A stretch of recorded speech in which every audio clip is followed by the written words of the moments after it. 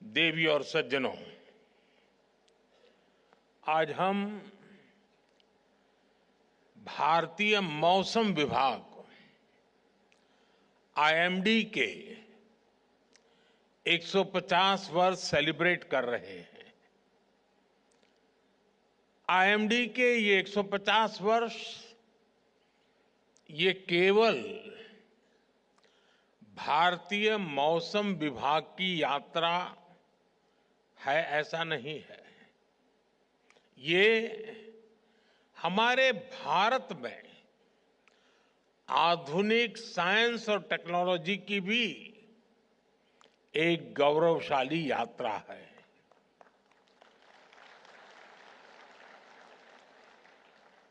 IMD ने इन 150 वर्षों में न केवल करोड़ों भारतीयों की सेवा की है, बल्कि भारत की वैज्ञानिक यात्रा का भी प्रतीक बना है।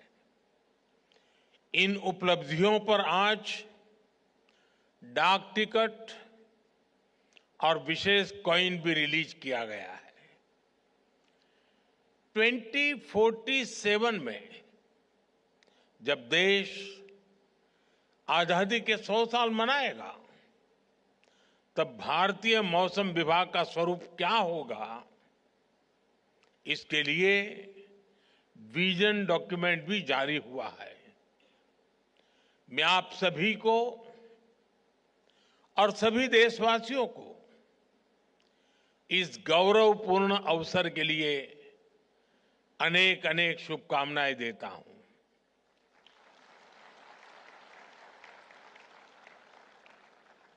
आईएमडी ने 150 वर्षों की इस यात्रा से युवाओं को जोड़ने के लिए नेशनल मीटियोलॉजिकल ओलंपियाड का आयोजन भी किया था। इसमें हजारों छात्रों ने हिस्सा लिया। इससे मौसम विज्ञान में उनकी रुचि और बढ़ेगी। मुझे अभी इसमें से कुछ युवा मित्रों से बातचीत करने का अवसर मिला और आज भी मुझे बताया गया कि हाँ, देश के सभी राज्यों के हमारे युवा यहाँ मौजूद है। मैं उनको विशेष रूप से बधाई देता हूँ इस कार्यक्रम में रुचि लेने के लिए। इन सभी प्रतिभागी युवाओं और विजेता छात्रों को भी बहुत बहुत बधाई।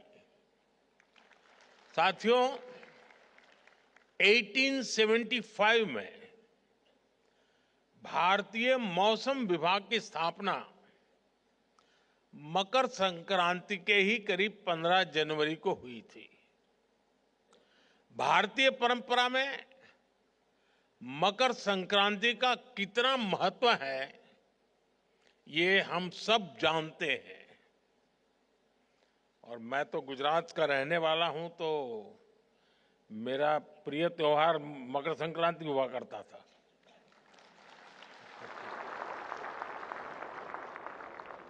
क्योंकि आज गुजरात के लोग सब छत पर ही होते हैं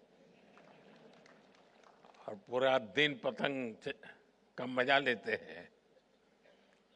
मैं भी कभी जब वहां रहता था तो बड़ा शौक था मेरा, खैर आज आपके बीच में हूं। साथियों, आज सूर्य धनु से मकर राशि में कैप्रिकॉर्न में प्रवेश करते हैं। सूर्य धीरे धीरे उत्तर की ओर नॉर्थवर्ड शिफ्ट होता है। हमारे यहां भारतीय परंपरा में इसे उत्तरायण कहा जाता है। नॉर्दर्न हेमिस्फीयर में हम धीरे धीरे बढ़ती हुई सनलाइट को महसूस करने लगते हैं। खेतीबाड़ी के लिए, फार्मिंग के लिए तैयारियां शुरू हो जाती हैं और इसलिए ये दिन भारतीय परंपरा में इतना अहम माना गया है। उत्तर से दक्षिण, पूरब से पश्चिम, भिन्न भिन्न सांस्कृतिक रंगों में इसे सेलिब्रेट किया जाता है। मैं इस अवसर पर सभी देशवासियों को मकर संक्रांति के साथ जुड़े अनेक विविध पर्वों की भी बहुत बहुत बधाई देता हूं।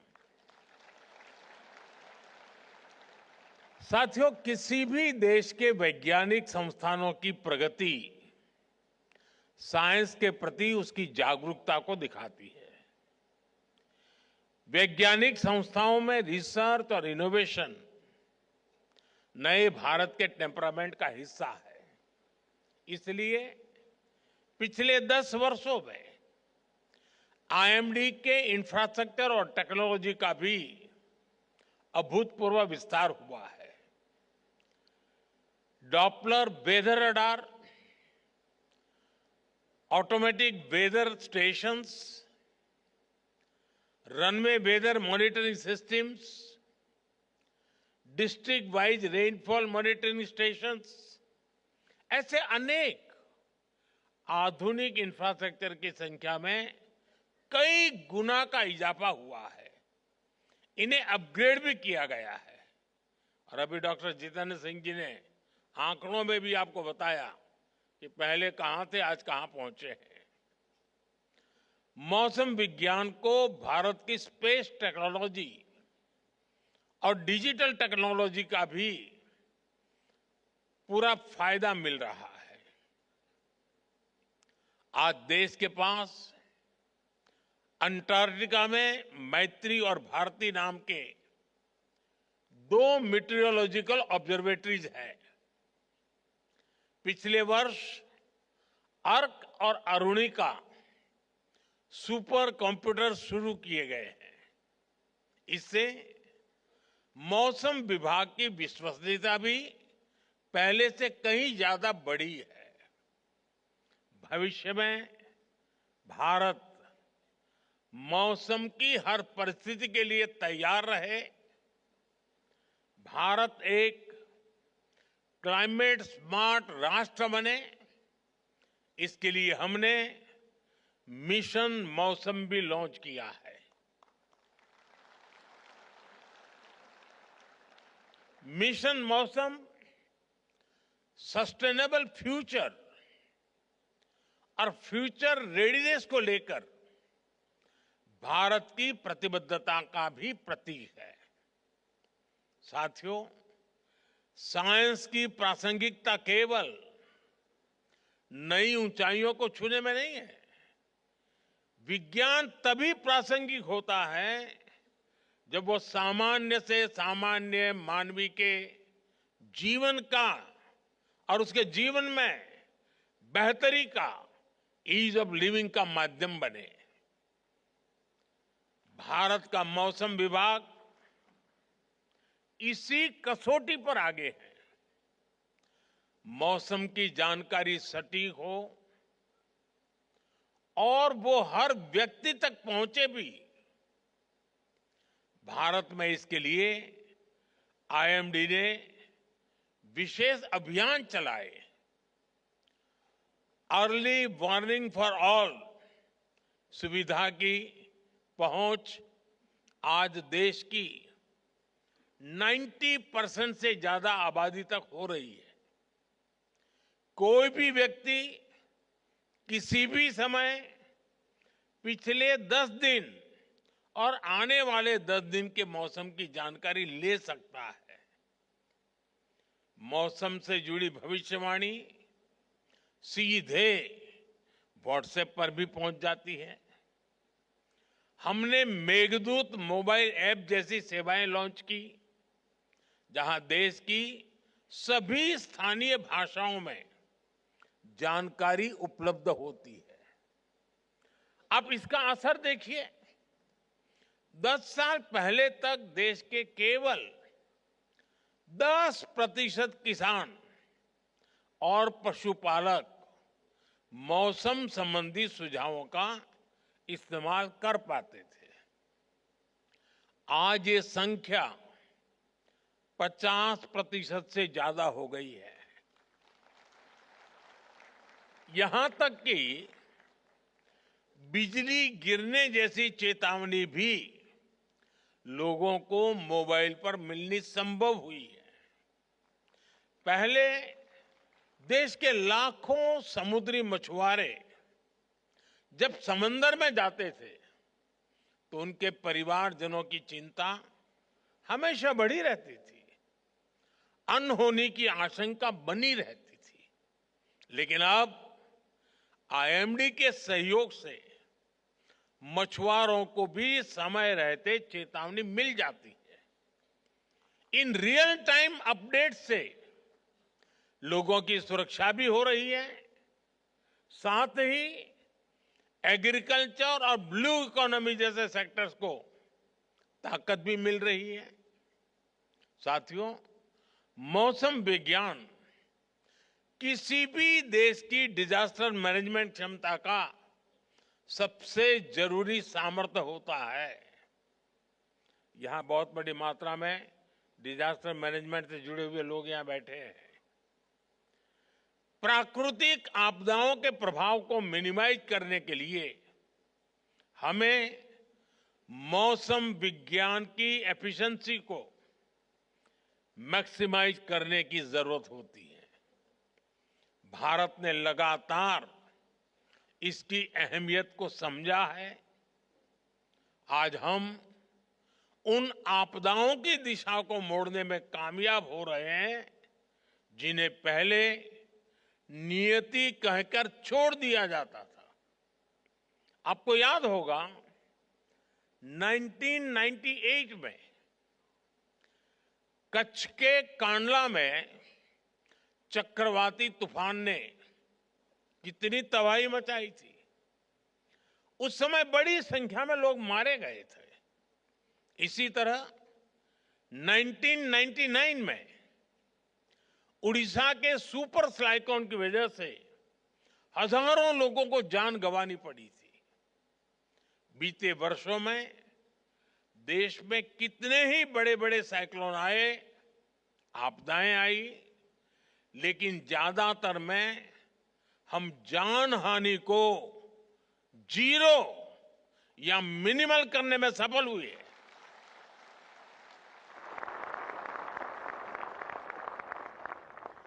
इन सफलताओं में मौसम विभाग की बहुत बड़ी भूमिका है। विज्ञान और तैयारियों की इस एकजुटता से लाखों करोड़ रुपए के आर्थिक नुकसान भी उसमें भी कमी आती है। इससे देश की अर्थव्यवस्था में एक रेजिलियंस पैदा होता है, इन्वेस्टर्स का भरोसा भी बढ़ता है और मेरे जैसे तो बहुत फायदा होता है। कल मैं सोनमर्ग में था। पहले वो कार्यक्रम जल्दी बना था, लेकिन मौसम विभाग की सारी जानकारियों से पता चला कि मेरे लिए वो समय उचित नहीं है। फिर मौसम विभाग ने मुझे बताया, साहब 13 तारीख ठीक है।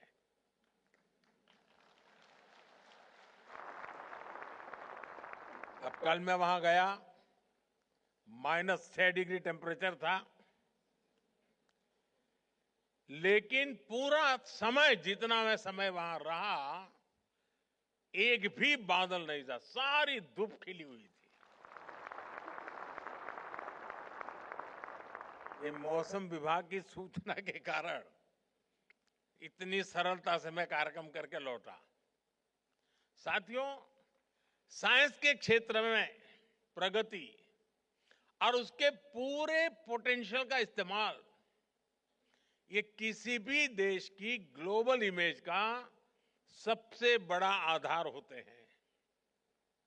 आज आप देखिए, हमारी मीटियोलॉजिकल एडवांसमेंट के चलते हमारी डिजास्टर मैनेजमेंट कैपेसिटी बिल्ड हुई है। इसका लाभ पूरे विश्व को मिल रहा है। आज हमारा flash flood guidance system Nepal, Bhutan, Bangladesh और श्रीलंका को भी सूचनाएं दे रहा है। हमारे पड़ोस में कहीं कोई आपदा आती है तो भारत सबसे पहले मदद के लिए उपस्थित होता है। इससे विश्व में भारत को लेकर भरोसा भी बढ़ा है। दुनिया में विश्व बंधु के रूप में भारत की छवि और मजबूत हुई है। इसके लिए मैं आईएमडी के वैज्ञानिकों की विशेष तौर पर सराहना करता हूं। साथियों, आज आईएमडी के 150 वर्ष पर मैं मौसम विज्ञान को लेकर भारत के हजारों वर्षों के अनुभव, उसकी विशेषज्ञता की भी चर्चा करूंगा। विशेष तौर पर, और मैं ये साफ करूंगा कि 150 साल ये स्ट्रक्चरल व्यवस्था के हुए हैं, लेकिन उसके पहले भी हमारे पास ज्ञान भी था और इसकी परंपरा भी थी। विशेष तौर पर हमारे जो अंतर्राष्ट्रीय अतिथि हैं, उन्हें इस बारे में जानना बहुत दिलचस्प रहेगा। आप जानते हैं, ह्यूमन इवोल्यूशन में हम जिन फैक्टर्स का सबसे ज्यादा प्रभाव देखते हैं, उनमें से मौसम भी एक प्राइमरी फैक्टर है। दुनिया के हर भूभाग में इंसानों ने मौसम और वातावरण को जानने समझने की लगातार कोशिश की है। इस दिशा में भारत एक ऐसा देश है जहां हजारों वर्ष पूर्व भी मौसम विज्ञान के क्षेत्र में व्यवस्थित स्टडी और रिसर्च हुई। हमारे यहां पारंपरिक ज्ञान को लिपिबद्ध किया गया, रिफाइन किया गया। हमारे यहां वेदों, संहिताओं और सूर्य सिद्धांत जैसे ज्योतिषीय ग्रंथों में मौसम विज्ञान पर बहुत काम हुआ था। तमिलनाडु के संगम साहित्य और उत्तर में गाग भड्री के लोक साहित्य में भी बहुत सी जानकारी उपलब्ध है। और ये मौसम विज्ञान केवल एक सेपरेट ब्रांच नहीं थी, इनमें एस्ट्रोनॉमिकल कैलकुलेशंस भी थी, क्लाइमेट स्टडीज भी थी, एनिमल बिहेवियर भी था और सामाजिक अनुभव भी थे। हमारे यहां प्लेनेटरी पोजीशन पर जितना गणितीय काम, मैथमेटिकल वर्क हुआ, वो पूरी दुनिया जानती है। हमारे ऋषियों ने ग्रहों की स्थितियों को समझा। हमने राशियों, नक्षत्रों और मौसम से जुड़ी गणनाएं की। कृषि पराशर ऋषि और बृहद संहिता जैसे ग्रंथों में बादलों के निर्माण और उनके प्रकार तक उस पर गहरा अध्ययन मिलता है। कृषि पराशर में कहा गया है, अतिवातम च निर्वातम, अति उष्णम चाति शीतलम, अत्यभ्रंच निर्भ्रंच षड्विधम मेघ लक्षणम। अर्थात हायर और लोअर एटमॉस्फेरिक प्रेशर, हायर और लोअर टेम्परेचर, इनसे बादलों के लक्षण और वर्षा प्रभावित होती है। आप कल्पना कर सकते हैं, सैकड़ों हजारों वर्ष पूर्व बिना आधुनिक मशीनरी के उन ऋषियों ने, उन विद्वानों ने कितना शोध किया होगा। कुछ वर्ष पहले मैंने इसी विषय से जुड़ी एक किताब pre modern Kutchi navigation techniques and voyages, ये किताब लॉन्च की थी। ये किताब गुजरात के नाविकों के समुद्र और मौसम से जुड़े कई सौ साल पुराने ज्ञान की ट्रांसक्रिप्ट है। इस तरह के ज्ञान की एक बहुत समृद्ध विरासत हमारे आदिवासी समाज के पास भी है। इसके पीछे नेचर की समझ और एनिमल बिहेवियर का बहुत बारीक अध्ययन शामिल है। मुझे याद है, बहुत करीब 50 साल से भी ज्यादा समय हो गया होगा, मैं कुछ सिमर गिर फॉरेस्ट में समय बिताने गया था। तो वहां सरकार के लोग एक आदिवासी बच्चे को हर महीने 30 रुपया देते थे मानधन। तो मैंने पूछा ये क्या है, इस बच्चे को क्यों ये पैसा दिया जाता? बोले इस बच्चे में एक विशिष्ट प्रकार का सामर्थ्य है। अगर जंगल में दूर दूर भी कहीं आग लगी हो तो प्रारंभ में इसको पता चलता है कहीं आग लगी है। उसमें वो सेंसेशन था और वो तुरंत सिस्टम को बताता था, और इसलिए उसको हम 30 रुपया देते थे। यानी उस आदिवासी बच्चे में जो भी उसकी क्षमता रही होगी वो बता देता था कि साहब इस दिशा में से कहीं मुझे स्मेल आ रही है। साथियों, आज समय है हम इस दिशा में और ज्यादा रिसर्च करें। जो ज्ञान प्रामाणिक हो उसे आधुनिक साइंस से लिंक करने के तरीकों को तलाशें। साथियों, मौसम विभाग के अनुमान जितने ज्यादा सटीक होते जाएंगे उसकी सूचनाओं का महत्व बढ़ता जाएगा। आने वाले समय में आईएमडी के डेटा की मांग बढ़ेगी। विभिन्न सेक्टर्स, इंडस्ट्री, यहां तक कि सामान्य मानवी के जीवन में इस डेटा की उपयोगिता बढ़ेगी। इसलिए हमें भविष्य की जरूरतों को ध्यान में रखते हुए काम करना है। भूकंप जैसी प्राकृतिक आपदाओं की चुनौतियां भी है, जहां हमें वार्निंग सिस्टम को डेवलप करने की आवश्यकता है। मैं चाहूंगा हमारे वैज्ञानिक, रिसर्च स्कॉलर्स और आईएमडी जैसी संस्थाएं इस दिशा में नए ब्रेक थ्रूज की दिशा में काम करें। भारत विश्व की सेवा के साथ साथ विश्व की सुरक्षा में भी अहम भूमिका निभाएगा। इसी भावना के साथ मुझे विश्वास है कि आने वाले समय में आईएमडी नई ऊंचाइयों को छुएगा। मैं एक बार फिर आईएमडी और मौसम विज्ञान से जुड़े सभी लोगों को 150 वर्षों की इस गौरवशाली यात्रा के लिए बहुत बहुत बधाई देता हूं। और इन 150 साल में जिन जिन लोगों ने इस प्रगति को गति दी है वे भी उतने ही अभिनंदन के अधिकारी हैं।